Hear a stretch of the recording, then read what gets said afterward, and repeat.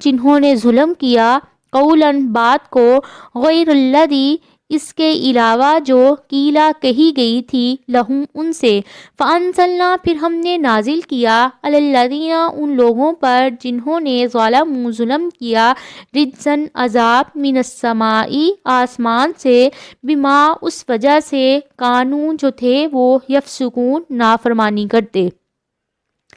اس آیت میں یعنی کہ بنی اسرائیل سے کہا گیا تھا کہ دروازے میں سجدہ کرتے ہوئے داخل ہو، اور وہ سرین کے بعد داخل ہوئے، اور حطتن کی جگہ انہوں نے حنطہ کہا، تو طاعون کی وبا کی شکل میں ان پر آسمانی عذاب آیا، جس سے ان کے تمام بڑے لوگ ہلاک ہو گئے، اور ان کے بیٹے جو تھے وہ بچ گئے۔ بنی اسرائیل میں جس فضل اور عبادت کا ذکر کیا جاتا ہے وہ ان کے بیٹوں میں تھا، اور ان کے تمام آباء و اجداد طاعون کی اس وبا میں ہلاک ہو گئے، اور طاعون